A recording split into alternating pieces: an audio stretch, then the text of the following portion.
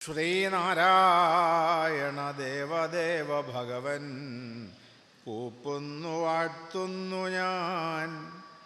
ശ്രീനാരായണ ദേവദേവ ഭഗവൻ കൂപ്പുന്നു വാഴ്ത്തുന്നു ഞാൻ. കൂപ്പുന്നു വാഴ്ത്തുന്നു ഞാൻ. സ്നേഹസമ്പൂർണരായ ശ്രീനാരായണ കുടുംബാംഗങ്ങളായ പ്രിയപ്പെട്ട സഹോദരി സഹോദരന്മാരെ, നിങ്ങളെ എല്ലാവരെയും ഞാൻ നമ്മുടെ പ്രസ്ഥാനത്തിൻ്റെ ആത്മീയ തലസ്ഥാനമായ ശിവഗിരിയിലേക്ക് ക്ഷണിക്കുകയാണ്.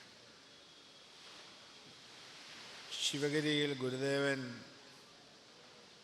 വിദ്യാദേവതയായ ശാരദയെ പ്രതിഷ്ഠിച്ചിട്ടുണ്ട്.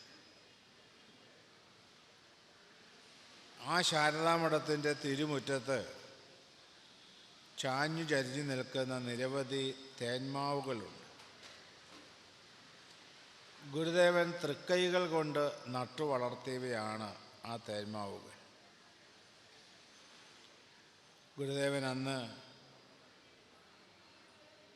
സായം സന്ധ്യകളിൽ പ്രത്യേകിച്ചും ആ തേന്മാവുകളുടെ ചുവട്ടിൽ വിശ്രമിക്കുമായിരുന്നു.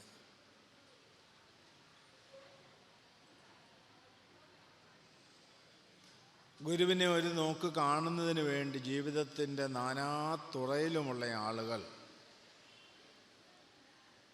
ആ ദിവ്യമായ സന്നിധാനത്തിൽ എത്തിച്ചേരുമായിരുന്നു. മഹാത്മാഗാന്ധി, രവീന്ദ്രനാഥ ടാഗോർ തുടങ്ങിയ ദേശീയ നേതാക്കന്മാരും doctor Palpu Kumaranasan, T K Madhavan, Ayyankali, Mannath Padmanabhan, V T Bhattathiripad, Changanassery Parameswaran Pillai തുടങ്ങി ജീവിതത്തിൻ്റെ നാനാതുറയിലുമുള്ള ആളുകൾ ശിവഗിരിയിൽ വന്ന് ഗുരുദേവനിൽ നിന്നും ആത്മീയ ഉപദേശം തേടുമായിരുന്നു. അങ്ങനെയുള്ളൊരു സന്ദർഭത്തിൽ നമ്മുടെ കേരള കൗമുദി പത്രത്തിൻ്റെ സ്ഥാപകനായ സി വി കുഞ്ഞിരാമൻ ഗുരുവിൻ്റെ സന്നിധാനത്തിലെത്തി. കുഞ്ഞിരാമൻ ഗുരുവിനോട് ഉണർത്തിച്ചു, ഗുരു, അവിടുന്ന് ഒരു ജാതി, ഒരു മതം, ഒരു ദൈവം എന്ന് ഉപദേശിക്കുന്നു. ഞാൻ ആലോചിച്ചിട്ട് എനിക്ക് ഒട്ടും മനസ്സിലാകുന്നില്ല, പ്രത്യേകിച്ച് ഒരു മതം എന്നതിനെക്കുറിച്ച്. പല പല വിശ്വാസങ്ങളുള്ളത് കൊണ്ട് പല പല മതങ്ങളില്ലേ സ്വാമി? ചില ആളുകൾ കൃഷ്ണനിലും രാമനിലും ദേവിയിലും വിശ്വസിക്കുന്നു. ചിലർ ബുദ്ധനിലാണ്, മറ്റു ചിലർ ക്രിസ്തുവിലാണ്, ഇനിയും ചില ആളുകൾ നബിയിലാണ്. പല പല വിശ്വാസങ്ങളുള്ളത് കൊണ്ട് പല പല മതങ്ങളില്ലേ സ്വാമി? ഇപ്പോൾ ഗുരുദേവൻ അരുളി ചെയ്തു, ഈ എല്ലാ വിശ്വാസികളുടെയും ലക്ഷ്യമെന്താണ്? സുഖമായിരിക്കുക എന്നുള്ളതാണ്. മാഹമ്മദാഹ ക്രൈസ്തവാഹ ബൗദ്ധാഹ ജൈനാഹ തഥാ അപരെ. ഹിന്ദുക്കളും ക്രിസ്ത്യാനികളും മുസ്ലിങ്ങളും ദൈവവിശ്വാസമുള്ളവരും ദൈവവിശ്വാസം ഇല്ലാത്തവരും അടക്കം സർവരും ആഗ്രഹിക്കുന്നത് സുഖമാണ്. ആ സുഖത്തെ പ്രാപിക്കാൻ പല പല മാർഗങ്ങൾ. ചിലർ അമ്പലത്തിൽ കയറി പൂജ നടത്തുന്നു, ചിലർ പള്ളിയിൽ പോയി നിസ്കരിക്കുന്നു, വാങ്ക് വിളിക്കുന്നു, കുർബാന കൈക്കൊള്ളുന്നു. പല പല പല പല കർമ്മങ്ങൾ പലതാണെങ്കിലും എല്ലാവരുടെയും ലക്ഷ്യമൊന്നാണ്, ആത്മസുഖം. എന്നിട്ട് ഭഗവാൻ അരുളി ചെയ്തു, ബുദ്ധൻ്റെ കാലത്ത് ഹിംസ കലശലായിരുന്നു. ബുദ്ധൻ അഹിംസയ്ക്ക് പ്രാധാന്യം നൽകി, ക്രിസ്തു സ്നേഹത്തിന് പ്രാധാന്യം നൽകി, നബി സാഹോദര്യത്തിന് പ്രാധാന്യം നൽകി. കുഞ്ഞിരാമ, ഈ കാലഘട്ടത്തിൻ്റെ ആവശ്യം എന്താണ്? ഗുരു ഒരു ചോദ്യം എടുത്തിട്ടു, ഈ കാലഘട്ടത്തിൻ്റെ ആവശ്യം എന്താണ്? കുഞ്ഞിരാമനാണെങ്കിൽ ഗുരു പറയുന്നതിൻ്റെ ഇനിമ ആസ്വദിച്ച് ഗുരുവിൽ ലയിച്ചിരിക്കുകയാണ്. ഗുരു സംസാരിച്ചു കഴിഞ്ഞാൽ സർവ മനുഷ്യരും അതിൽ ലയിച്ചു പോകും, അലയറ്റൊരു ആഴി പോലെ. സർവരും ഒന്നായി ഐക്യം പ്രാപിച്ചു പോകുമായിരുന്നു. ഗുരുവിൻ്റെ സംഭാഷണ ശൈലിയെക്കുറിച്ച് സഹോദരൻ അയ്യപ്പൻ പാടി: കൃപയും ജ്ഞാനവും ഫലിതവും കൂടും മധുരപാവന മനോജ്ഞവാണികൾ. കൃപയും ജ്ഞാനവും ഫലിതവും ചേരുന്ന ഗുരുവിൻ്റെ മനോജ്ഞവാണിയിൽ ലയിച്ച് കുഞ്ഞിരാമൻ ഇരുന്നപ്പോൾ കുഞ്ഞിരാമൻ്റെ വായിൽ കൂടി കയറിയ ഒരു ഈച്ച ചെവി കൂടി ഇറങ്ങിപ്പോയി. മൂപ്പരറിഞ്ഞില്ല. അങ്ങനെ ലയിച്ചങ്ങ് ഇരുന്നു പോയി. അല്പം കഴിഞ്ഞ് ഗുരു കുഞ്ഞിരാമനെ നിന്ന് തട്ടി ഉണർത്തി: കുഞ്ഞിരാമ, ഈ കാലഘട്ടത്തിൻ്റെ ആവശ്യം എന്താണ്? ഉത്തരം നൽകാൻ സാധിക്കാതെ കുഞ്ഞിരാമൻ ഇരുന്നപ്പോൾ ഗുരു പറഞ്ഞു: ജാതി മതാതി ഭേദചിന്തയിൽ നിന്നുള്ള മോചനം. ഈ കാലഘട്ടത്തിൻ്റെ ആവശ്യം ജാതി മതാതി ഭേദചിന്തയിൽ നിന്നുമുള്ള മോചനമാണ്. സഹോദരങ്ങളെ, ഈ തുടക്കത്തിൽ തന്നെ ഈ സംഭവം എന്തിനു വേണ്ടി ഞാൻ നിങ്ങളോട് പറയുന്നു എന്ന് ചോദിച്ചാൽ, ഗുരുദേവൻ ആരാണ് എന്ന് നമുക്കറിയണം. ഗുരുദേവൻ ആരായിരുന്നുവെന്ന് അവിടുന്ന് തന്നെ വ്യംഗ്യമായി ഇവിടെ പറഞ്ഞു വെക്കുകയാണ്. ബുദ്ധൻ്റെയും ക്രിസ്തുവിൻ്റെയും നബിയുടെയും പാരമ്പര്യത്തിൽ അവതരിച്ച്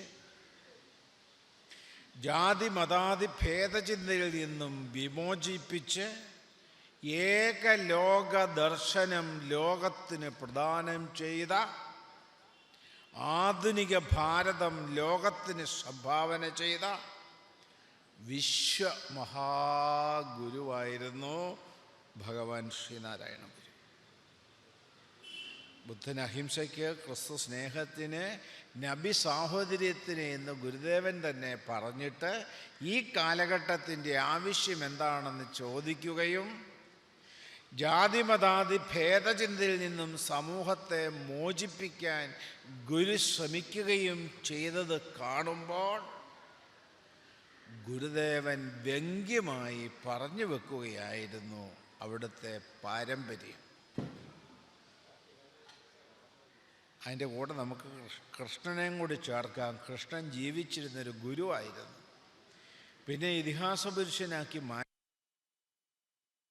ശ്രീകൃഷ്ണൻ്റെ, ശ്രീബുദ്ധൻ്റെ, യേശു ക്രിസ്തുവിൻ്റെ ആ ഒരു പാരമ്പര്യത്തിൽ ആധുനിക ഭാരതം ലോകത്തിന് നൽകിയ വിശ്വമഹാഗുരു.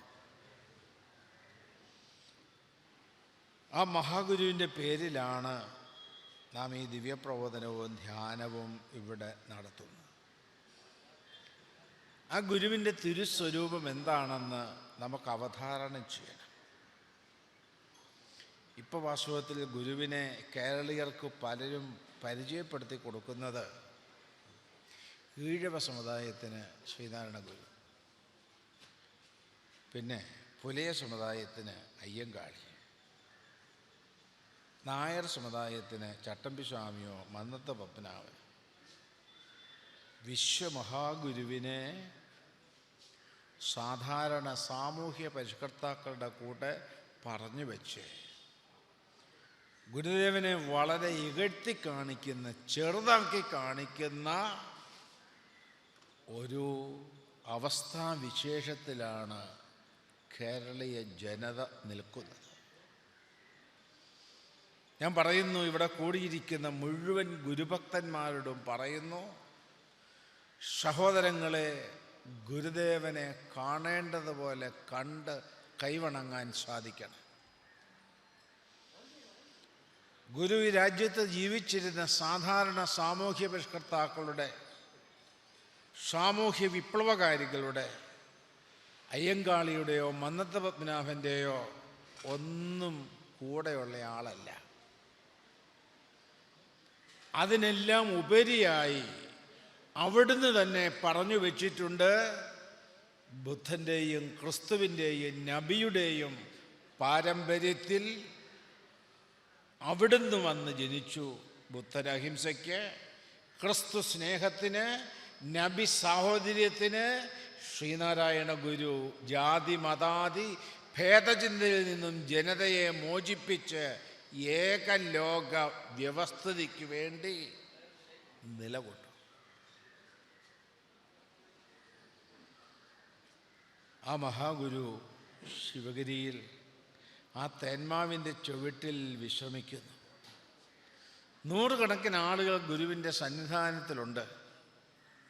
എല്ലാവരും ഗുരുവിൽ തന്നെ ലയിച്ചിരിക്കുകയാണ്.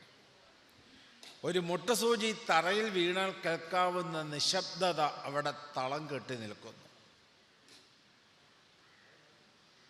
പെട്ടെന്ന് എല്ലാവരുടെയും ശ്രദ്ധയെ ആകർഷിക്കുമാറ് ഒരു നാദവീചി കടന്നു വന്നു. ആരോ അവിടെ ഇരുന്ന് പാടുന്നത് പോലെ.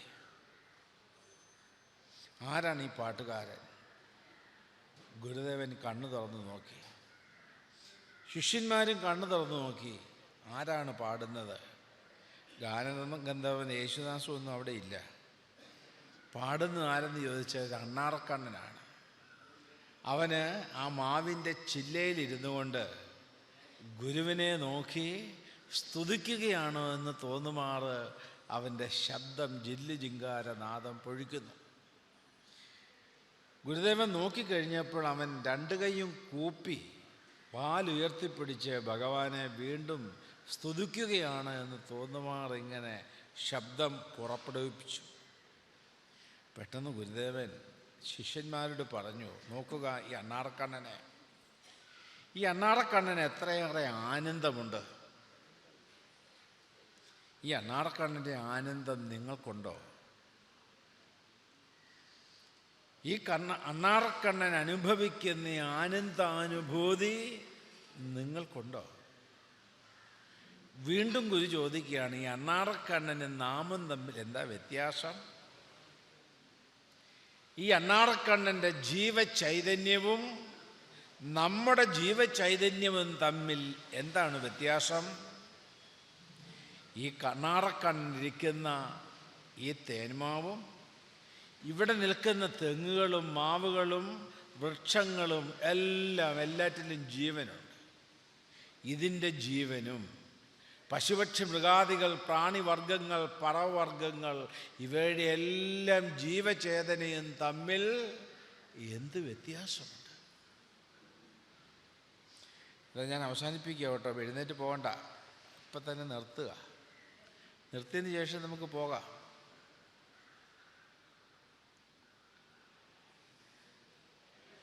നിങ്ങളിങ്ങനെ ഓക്കൗട്ടടിച്ചാൽ ഞാനും ഓക്കൗട്ടടിക്കും.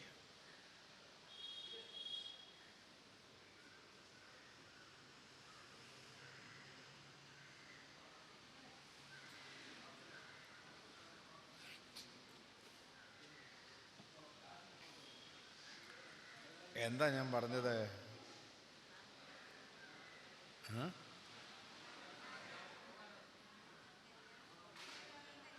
ഗുരുദേവൻ അരുളി ചെയ്യുകയാണ്, ഈ ജീവന്മാർ തമ്മിൽ വ്യത്യാസമുണ്ട്.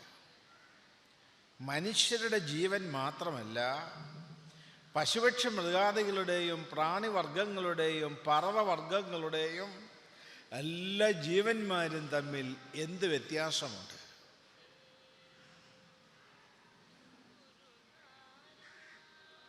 ആർക്കും ഉത്തരം നൽകാൻ സാധിക്കാതെ അങ്ങനെ തന്നെ എല്ലാവരും ഇരിക്കുക. പക്ഷെ ഗുരുദേവൻ ഈ ശാരദയെ പ്രതിഷ്ഠിച്ച ശാരദയുടെ തിരുമുമ്പിലിരുന്നാണ് സംസാരിക്കുന്നത്. ആ ശാരദയെ സ്തുതിച്ചുകൊണ്ട് ഗുരുദേവൻ എഴുതിയ ജനനി നവരത്ന മഞ്ജരിയുണ്ട്. ആ ജനനി നവരത്ന മഞ്ജരിയിൽ ഗുരുദേവൻ പാടി വച്ചിട്ടുണ്ട്, മീനായതും ഭവതി മാനായതും ജനനീ, നീ നാഗവും നഗഗം താനായതും ധരനദീ നാരിയും നരനുമാനാഗവും നരകവും, നീ നാമരൂപമിതി മാനാവിന പ്രകൃതി, മാനായി നിന്നറിയുമീ ഞാനായതും ഭവതി.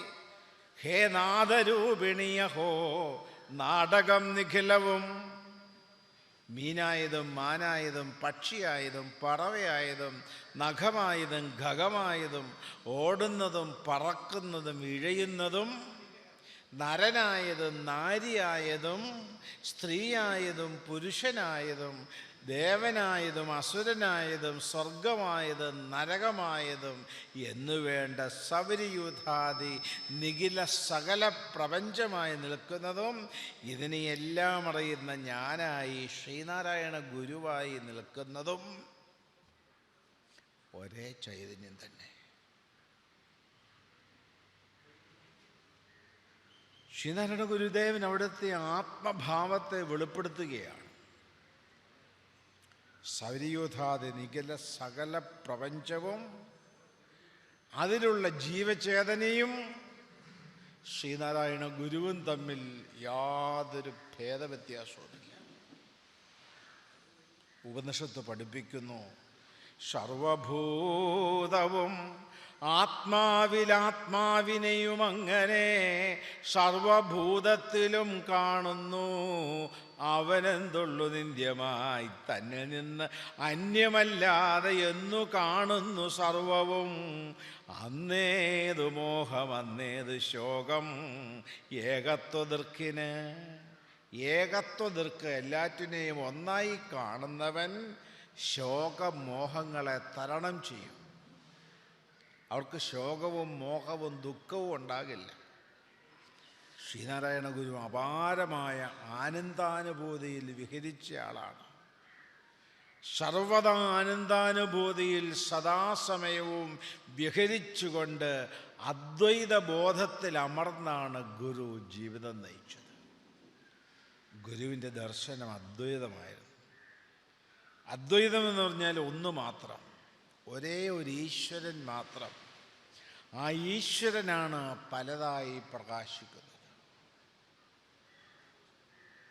ഒരേ ഒരു ഈശ്വര സത്യമാണ് മനുഷ്യനായും മൃഗങ്ങളായും പശുപക്ഷി മൃഗാദികളായും പ്രാണിവർഗങ്ങളായും സൗരയൂഥാദി നിഖില സകല പ്രപഞ്ചമായും കാണപ്പെടുന്നതൊക്കെയും സ്ഥൂലം സൂക്ഷ്മം കാരണം എന്നീ മൂന്ന് രൂപങ്ങളോട് കൂടിയതും പരമാത്മാവിൽ നിന്നുമുണ്ടായി അതിൽ തന്നെ ലയിക്കുന്നതുമാകുന്നു. അതിനാൽ പരമാത്മാവല്ലാതെ വേറൊന്നുമില്ല. ഇതാണ് ഗുരുദേവൻ്റെ ഈശ്വര ദർശനം. ആകാശത്ത് എവിടെയെങ്കിലും മറഞ്ഞിരുന്നു കൊണ്ട് ശിക്ഷാരക്ഷക നൽകുന്നൊരു ഈശ്വരനല്ല. അങ്ങനെയുള്ള ഈശ്വരനെ അല്ല ഗുരു അവതരിപ്പിക്കുന്നത്. നാമായിരിക്കുന്നതും നമ്മോട് ചേർന്ന് നിൽക്കുന്ന സർവരും, മനുഷ്യർ മാത്രമല്ല, പശുപക്ഷി മൃഗാദികളും പ്രാണിവർഗങ്ങളും ജീവചേതന എല്ലാം ഒരേ ഒരു സത്യത്തിൻ്റെ അംശം, ഒരേ ഒരു ഈശ്വരൻ്റെ അംശം. അതുകൊണ്ട് ഒരു പീഡ എറുമ്പിനും വരുത്തരുത്, എറുമ്പിന് പോലും ഒരു വേദന ഉണ്ടാക്കരുത്. എറുമ്പ് നിന്റെ ആത്മസഹോദരനാണ്. എല്ലാവരും ആത്മസഹോദരരെന്നല്ലേ പറയേണ്ടത്. എല്ലാവരും ആത്മസഹോദരരാണ്. അതുകൊണ്ട് കൊല്ലുന്നതും എങ്ങനെ ജീവികളെ തെല്ലും കൃപയറ്റു ഭുജിക്കയതും. എല്ലാവരും ആത്മസഹോദരരായതുകൊണ്ട് എങ്ങനെ ഒന്നിനെ കൊന്നു തിന്നാൻ പറ്റും? ഒരു കോഴിയുടെ തല കണ്ടിക്കാം. നമ്മളൊക്കെ കോഴിയുടെ തല കണ്ടിക്കണമെങ്കിൽ നേരിട്ട് കണ്ടിക്കില്ല, അടുത്ത് താമസിക്കുന്നവനൊരു 10 രൂപ കൊടുത്തിട്ട് ഇതിനെ ഒന്ന് കൊന്നു തരാൻ പറയുമല്ലേ? അങ്ങനെയല്ലേ? പൈസ അവനെ ഇറച്ചി എനിക്കും അല്ലേ? അതിന് ഗുരുദേവന് സമാധാനം നമ്മോട് ചോദിക്കുന്നുണ്ട്. കൊല്ലാൻ ആളുള്ളത് കൊണ്ടാണോ തിന്നാൻ ആളുള്ളത്? തിന്നാൻ ആളുള്ളത് കൊണ്ടാണോ കൊല്ലാൻ ആളുള്ളത്? നിങ്ങൾ പറ. കൊല്ലാൻ ആളുകളുണ്ട് അതുകൊണ്ട് തിന്നേക്കാം എന്നാണോ? അങ്ങനെയാണോ? തിന്നാൻ ആളുകളുള്ളത് കൊണ്ട് കൊല്ലാൻ ആളുണ്ട്. അതുകൊണ്ട് കൊല്ലുന്നതിൻ്റെ പാപം ആരിൽ നിൽക്കും? തിന്നുന്നവനിൽ നിൽക്കും. അതുകൊണ്ടാണ് കൊല്ലാവ്രതമുത്തമമാം അതിലും തിന്നാവ്രതം എത്രയും ഉത്തമമാം. ഗുരുദേവൻ്റെ ദർശനം ഒരേ ഒരു ഈശ്വര സത്യം പലതായി പ്രകാശിക്കുന്നു. അതുകൊണ്ട് എല്ലാവരും ആത്മസഹോദരരാണ്. എല്ലാവരും ആത്മസഹോദരരായതുകൊണ്ട് ഗുരുദേവന് ഒരു ജാതി, ഒരു മതം, ഒരു ദൈവം എന്നല്ലാതെ എന്താ പറയാൻ പറ്റുന്നത്? ഒരു ജാതി, ഒരു മതം, ഒരു ദൈവം മനുഷ്യനെന്ന് ഭഗവാൻ കൽപ്പിച്ചത് അവിടുത്തെ ജീവിത ദർശനമാണ്. ലോകത്തിനാവശ്യം ഈ ജീവിത ദർശനമാണ്. ലോക ജനത ജാതിയുടെയും മതത്തിൻ്റെയും വേലിക്കെട്ടുകൾ കളഞ്ഞ് പുറത്തു ചാടി മനുഷ്യനായി ജീവിക്കാൻ ആഗ്രഹിക്കുന്നു. ഇന്ന് ലോകരാജ്യങ്ങളിലേക്ക് കടന്നു ചെന്നാൽ ഈ മതത്തിൽ നിന്നും മോചിതരായി മനുഷ്യനായി ജീവിക്കുവാൻ ലോക ജനത ആഗ്രഹിക്കുന്നു. മനുഷ്യനായി ജീവിക്കുവാൻ ആഗ്രഹിക്കുന്ന ആ ലോക ജനതയുടെ തലയ്ക്ക് മുകളിൽ പ്രകാശിക്കുന്നത് ശ്രീനാരായണ സൂര്യനായിരിക്കും. നാളത്തെ ലോകം, വരാൻ പോകുന്ന ലോകം ശ്രീനാരായണ സൂര്യൻ്റെ പ്രഭയേറ്റ് ജ്വലിക്കുന്ന ലോകമായിരിക്കും. നിങ്ങൾക്കറിയാമോ, ഇന്ന് ഗുരുദേവൻ്റെ മഹാനായ ഒരു ശിഷ്യൻ്റെ 50ാമത് സമാധി ദിനമാണ്. സ്വാമി ജോൺ ധർമ്മതീർത്ഥരുടെ സമാധി ദിനം. തൃശ്ശൂർ ബാറിൽ വക്കീലായിരുന്ന പരമേശ്വര മേനോൻ തൻ്റെ വക്കീൽ ഉദ്യോഗമെല്ലാം കളഞ്ഞ് ശിവഗിരിയിൽ വന്ന് ഗുരുവിനെ ശിഷ്യപ്പെടുന്നു. ആ പരമേശ്വര മേനോനെ ഗുരുദേവൻ ശിവഗിരി മഠത്തിൻ്റെ സെക്രട്ടറിയായി നിയോഗിക്കുന്നു. ഗുരുദേവൻ്റെ ശിഷ്യസംഘം, സന്യാസി സംഘം സ്ഥാപിക്കുന്നതിന് നേതൃത്വം നൽകുന്നത് പരമേശ്വര മേനോൻ. വക്കീലായതുകൊണ്ട് നിയമവ്യവസ്ഥകളൊക്കെ എഴുതി തയ്യാറാക്കിയതും അദ്ദേഹം. ശ്രീനാരായണ ധർമ്മസംഘത്തിൻ്റെ ആദ്യത്തെ ജനറൽ സെക്രട്ടറിയായി ഗുരുദേവൻ അദ്ദേഹത്തെ നിയോഗിച്ചു. ഇന്ന് നമ്മളൊക്കെ ഉപയോഗിക്കുന്ന ഗുരുദേവൻ്റെ കൃതികൾ നമ്മുടെ ഏറ്റവും വലിയ സമ്പത്തതാണ്. ശ്രീനാരായണ സമൂഹത്തിൻ്റെ ഏറ്റവും വലിയ സമ്പത്ത് എന്നു ചോദിച്ചാൽ ഗുരുദേവൻ്റെ 75ഓളം വരുന്ന കൃതികളാണ്. ലോകത്തിൽ മറ്റൊരു മഹാത്മാവിനും സംഭാവന ചെയ്യാൻ സാധിക്കാത്ര മഹത്വമുള്ള ഗുരുദേവൻ്റെ കൃതികൾ. ആ ഗുരുദേവ കൃതികൾ അന്ന് ഗുരു ജീവിച്ചിരുന്ന കാലത്ത് ഇന്നത്തെ പോലെ പത്രമാസികകളൊക്കെ കുറവായിരുന്നു. ഗുരുദേവൻ സഞ്ചാരകാലത്ത് ഏതെങ്കിലും ഒരു ഭക്തന് ചൊല്ലിക്കൊടുക്കും, അവരെഴുതിയെടുക്കും, അവർ കയ്യിൽ സൂക്ഷിക്കും. അപൂർവം ചില കൃതികൾ വിവേകോദയത്തിലൊക്കെ കുമാരനാശാൻ പ്രസിദ്ധപ്പെടുത്തിയിട്ടുണ്ട്. ബാക്കി കൃതികളൊക്കെ ഓരോ വീടുകളിൽ ഓരോരുത്തരുടെ ചുണ്ടുകളിലായിരുന്നു. ഈ ധമ്മതീർത്ഥസ്വാമി പരമേശ്വര മേനോൻ വീട് വീടാന്തരം സഞ്ചരിച്ചാണ് ഗുരുവിൻ്റെ കൃതികൾ സമാഹരിച്ചെടുത്തത്. ഇന്ന് നമ്മൾ ഉദ്ധരിക്കുന്ന ഗുരുദേവൻ്റെ സംഭാഷണങ്ങൾ അത് സമാഹരിച്ചു ഗുരുദേവൻ മഹാസമാധിയായി 3 മാസം കഴിഞ്ഞപ്പോൾ ശ്രീനാരായണ ഗുരുദേവൻ്റെ തിരുവചനങ്ങൾ 1-ാം ഭാഗം ധമ്മതീർത്ഥസ്വാമി പ്രസ്ഥം ചെയ്തു. ചെമ്പഴന്തി ഗുരുദേവൻ്റെ തിരുവവതാര ഗൃഹം, ആ വീട് അന്ന് ഗുരുദേവൻ്റെ കുടുംബാംഗങ്ങളുടെ സ്വത്താണ്. ഗുരുവിനത് ദാനം ചെയ്തിരുന്നു. ഗുരു ഏറ്റെടുത്തതിന് ശേഷം ഗുരുദേവൻ്റെ അനുജത്തിമാരോട് പറഞ്ഞു, നിങ്ങളിവിടെ താമസിച്ചോളാൻ പറഞ്ഞു.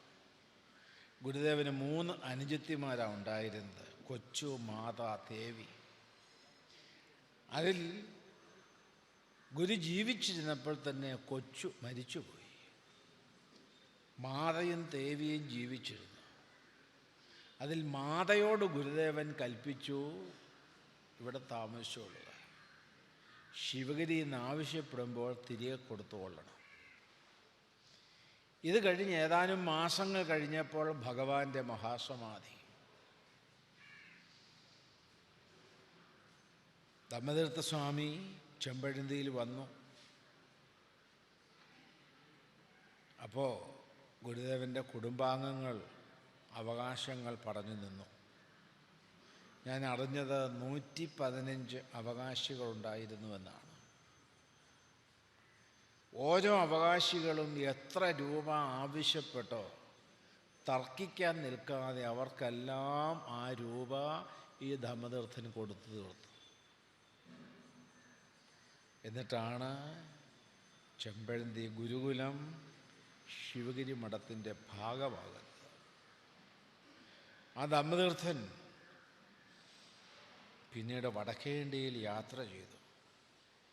അംബേദ്കറുമായി അടുത്ത ബന്ധം പുലർത്തി. മഹാത്മാഗാന്ധിയുമായി അടുത്ത ബന്ധം പുലർത്തി. അംബേദ്കർക്ക് ഗുരുദേവൻ്റെ ഏകലോക സിദ്ധാന്തം പറഞ്ഞു നൽകി. ഭരണഘടനയിൽ ഗുരുവിൻ്റെ ദർശനത്തിൻ്റെ സ്വാധീനമുണ്ടായി. അത് ധമ്മതീർത്ഥ സ്വാമിയിലൂടെയാണ്. അദ്ദേഹം തിരിച്ചു മടങ്ങി വന്നു. പക്ഷേ ഗുരുദേവൻ്റെ അനുയായി വർഗത്തിൽ അന്നും ഇന്നും നിലനിൽക്കുന്ന ഒരു പ്രധാന കാര്യം ജാതീയതയാണ്. ഗുരുദേവൻ ഒരു ജാതി, ഒരു മതം, ഒരു ദൈവം, മനുഷ്യനെന്ന് പ്രഖ്യാപിച്ചു എങ്കിലും ജാതീയതയിൽ നിന്നും വിമുക്തരായവരുടെ എണ്ണം വളരെ കുറവാണ്. ധമ്മതീർത്ഥർ ഒരു പ്രഖ്യാപനം ചെയ്തു. ഹിന്ദു മതത്തിൽ നിന്നുകൊണ്ട് ശ്രീനാരായണ സന്ദേശ പ്രചരണം അസാധ്യമാവുകയാൽ ഞാൻ ക്രിസ്തു മതം സ്വീകരിക്കുന്നു. ഒരു ചാട്ടവാറടിയായിരുന്നു അത്. അങ്ങനെയെങ്കിലും നമ്മുടെ സമൂഹത്തിൻ്റെ ഒരു മോചനമുണ്ടാകട്ടെ. കാരണം അത്രയേറെ ഈ പ്രസ്ഥാനത്തിന് വേണ്ടി നിലകൊണ്ട് പ്രവർത്തിച്ച മഹാനാണ് അദ്ദേഹം. ജോൺ ധർമ്മതീർത്ഥനായി. ഗുരുദേവൻ നൽകിയ കാഷായവും നാമവും ഉപേക്ഷിച്ചില്ല. പേരിനോടൊപ്പം ജോൺ എന്നുകൂടി ചേർത്തു. സ്വാമി ആത്മകഥ എഴുതി. ആത്മകഥ എഴുതിയപ്പോൾ ജോണും ചേർത്തില്ല. ധമ്മതീർത്ഥൻ, ഗുരു നൽകിയ പേര് ധമ്മതീർത്ഥൻ എന്ന് മാത്രമേ എഴുതിയുള്ളൂ. 49 അദ്ദേഹം ജോൺ ധമ്മതീർത്ഥനായത്.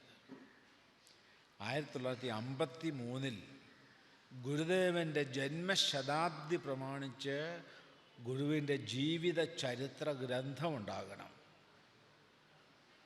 അപ്പോൾ കൊല്ലത്തെ ശ്രീരാമവിലാസം പ്രസ്സുകാർ എഴുതാൻ യോഗ്യനായി കണ്ടെത്തിയത് മതം മാറിയ ജോൺ ധമ്മതീർത്ഥരെ തന്നെ. അദ്ദേഹം ജീവിത ചരിത്രം എഴുതി. ആ ജീവിത ചരിത്രത്തിൽ അദ്ദേഹം എഴുതി വച്ചു, ശ്രീനാരായണ ഗുരു ഭാവി ലോകത്തിൻ്റെ പ്രവാചകൻ, വരാൻ പോകുന്ന നൂറ്റാണ്ടുകളുടെ പ്രവാചകൻ, നവജീവ പ്രവാചകൻ, ഏകലോക പ്രവാചകൻ. സാരസമ്പൂർണമായ ഗ്രന്ഥം ക്രിസ്തീയ പുരോഹിതന്മാർ ചോദ്യം ചെയ്തു. അദ്ദേഹം പറഞ്ഞു, ഞാൻ മതമേ മാറിയിട്ടുള്ളൂ, എൻ്റെ ഗുരുവിനെ ഞാൻ മാറിയിട്ടില്ല. ഞാൻ എൻ്റെ ഗുരുവിനെ ഉപേക്ഷിച്ചിട്ടില്ല. അതിനുശേഷവും അദ്ദേഹം ചെമ്പഴന്തി കേന്ദ്രീകരിച്ച് പിന്നെയും പ്രവർത്തിച്ചു കൊണ്ടിരുന്നു. ചെമ്പഴന്തിയുടെ വളർച്ച, ശ്രീനാരായണ സമൂഹത്തിൻ്റെ വളർച്ച, അതിനുവേണ്ടി സ്വജീവിതം സമർപ്പണം ചെയ്ത ഒരു മഹാത്മാവായിരുന്നു പരമേശ്വര മേനോൻ എന്നറിയപ്പെട്ട സ്വാമി ധമ്മതീർത്ഥർ. വക്കീലാണ്. ആ മഹാത്മാവ് ശരീരം ഉപേക്ഷിച്ചിട്ട് ഇന്ന് 50 വർഷം തികയുന്നു. ഞാൻ ഇങ്ങോട്ട് വരുന്നതിന് മുൻപ് പാളയം പള്ളിയിലാണ് അദ്ദേഹത്തിൻ്റെ സംസ്കാരക്രിയ നടന്നത്. അവിടെ പോയി സ്വാമിയുടെ സമാധിയിൽ നമസ്കരിച്ച് അർച്ചന ചെയ്ത്, എന്നോടൊപ്പം ശിവബാബു ഉണ്ടായിരുന്നു, ഗുരുധർമ്മ പ്രചരണ സഭയുടെ ജില്ലാ പ്രസിഡൻ്റ് ഉണ്ടായിരുന്നു, മറ്റ് ചില പ്രവർത്തകരുമുണ്ടായിരുന്നു. ഞങ്ങളവിടെ ഒന്നിച്ചു നിന്ന് പ്രാർത്ഥനയൊക്കെ ചൊല്ലി ഞാൻ സ്വാമിയെക്കുറിച്ചൊരു ജീവിത ചരിത്ര ഗ്രന്ഥം എഴുതി. ഒരു വലിയ പുസ്തകമാണ്. ധമ്മതീർത്ഥസ്വാമി ആരാണ് എന്ന് വരും ലോകം അറിയണം. അതിനുവേണ്ടി സവിസ്തരമായി എഴുതിയ പുസ്തകം ഇന്ന് ഇവിടെ വച്ചത് പ്രകാശനം ചെയ്യണമെന്നൊക്കെ ഞാൻ ആഗ്രഹിച്ചുവെങ്കിലും ഇടയ്ക്ക് ശാരീരികമായ അസ്വാസ്ഥ്യങ്ങളുണ്ടാവുകയും ആശുപത്രി ചികിത്സയിലും മറ്റു കാര്യങ്ങളിലും ഒക്കെ ആയിപ്പോയതുകൊണ്ട് അത് പെട്ടെന്ന് പൂർത്തിയാക്കാൻ സാധിച്ചില്ല. പക്ഷേ അതിൻ്റെ ആദ്യ കോപ്പി തയ്യാറാക്കാൻ സാധിച്ചു. അതിന്ന് സ്വാമിയുടെ സമാധിയിൽ സമർപ്പണം ചെയ്തു. ആ പുസ്തകം ആ രൂപത്തിൽ ക്രമീകരിക്കുന്നതിൽ എന്നോടൊപ്പം വളരെ നിന്ന് സഹകരിച്ച എൻ്റെ ശിഷ്യ ഗുരുദർശന രചന ഇവിടെ മുൻപിലിരിപ്പുണ്ട്. ഗുരുദർശന രചനയുടെ ഉത്സാഹം കൊണ്ടാണ് വാസ്തവത്തിൽ ആ ഗ്രന്ഥം ഇപ്പോഴെങ്കിലും ആ രൂപത്തിൽ തയ്യാറാക്കുവാൻ സാധിച്ചു. ഞാൻ എന്തിനു വേണ്ടി നിങ്ങളോട് പറയുന്നു എന്ന് ചോദിച്ചാൽ, ഇപ്പോൾ നിങ്ങൾക്ക് ഈ ഗ്രന്ഥം ഇവിടെ കിട്ടുകയില്ല എങ്കിലും ശിവഗിരിയിൽ വരുമ്പോൾ ചോദിച്ചു വാങ്ങി പഠിക്കണം. ഗുരുവിൻ്റെ ജീവിതത്തെയും ദർശനത്തെയും ഗുരുവിൻ്റെ ശിഷ്യന്മാരുടെ ജീവിതത്തെയും ദർശനത്തെയും ഒക്കെ ഒരളവ് വരെ പഠിക്കുവാൻ ശ്രമം ചെയ്തിട്ടുള്ളൊരു വ്യക്തിയാണ് ഞാൻ. ഗുരുവിനെക്കുറിച്ച് ഇത്രയും ആഴത്തിൽ പഠിക്കുകയും ഗുരുദേവ ദർശനത്തിൻ്റെ അനന്ത സാധ്യതകൾ മനസ്സിലാക്കിക്കൊണ്ട് ശ്രീനാരായണ ഗുരു ഭാവി ലോകത്തിൻ്റെ പ്രവാചകൻ എന്ന് പ്രഖ്യാപനം ചെയ്തത് ധമ്മതീർത്ഥസ്വാമിയാണ്. സഹോദരൻ അയ്യപ്പൻ പാടി, സുവർണകാലം കഴിഞ്ഞില്ല, സുവർണകാലം കഴിഞ്ഞില്ല, വരുന്നേയുള്ളു കാക്കുവിൻ, വരുത്തേണ്ടത് നിങ്ങളുടെ ശ്രമത്താലെന്ന് ഓർക്കുവിൻ. ജാതിമതാദി ഭേദചിന്തയിൽ നിന്നും അതീതമായിരിക്കുന്ന ഏകലോകം, ഏകലോക വ്യവസ്ഥിതി. ഈ പ്രപഞ്ചത്തിൽ അധിവസിക്കുന്ന മുഴുവൻ ആളുകളും ഒരേ ഒരു അദ്വൈത സത്യത്തിൻ്റെ, ഈശ്വര സത്യത്തിൻ്റെ സ്ഫുരണങ്ങളാണ്. എല്ലാവരും ആത്മസഹോദരങ്ങളാണ്. നാം ഒന്നാണ്. ഈ മഹിതമായ ദർശനം കൊണ്ട് മാത്രമേ ലോകത്തിൻ്റെ സങ്കീർണമായ പ്രശ്നങ്ങൾക്ക് വിരാമം കുറിക്കാൻ സാധിക്കുകയുള്ളൂ. പ്രസിദ്ധമായ പശ്ചിമേഷ്യൻ പ്രശ്നം, ഇസ്രായേലും പാലസ്തീനും അറബ് രാജ്യങ്ങളും തമ്മിൽ നടക്കുന്ന സംഘട്ടനങ്ങൾക്ക് നൂറ്റാണ്ടുകളുടെ പഴക്കമുണ്ട്. ഇസ്രായേലും ഇറാനും തമ്മിൽ, ഇറാഖ് തമ്മിൽ, ഉക്രൈനും റഷ്യയും തമ്മിൽ, ലോകരാജ്യങ്ങൾ തമ്മിൽ ഈ സംഘട്ടനങ്ങൾ മതത്തിൻ്റെ പേരിൽ, ജാതിയുടെ പേരിൽ, വിഭാഗീയ ചിന്താഗതിയുടെ പേരിൽ നടമാടുമ്പോൾ ഇതിനെയെല്ലാം അവസാനിപ്പിച്ച് ഏകതയോടുകൂടി ലോക ജനതയ്ക്ക് ജീവിക്കുവാൻ ശ്രീനാരായണ ഗുരുവിൻ്റെ ഏകത്വ തത്വദർശനമാണ് പ്രയോജനപ്പെടുന്നത്.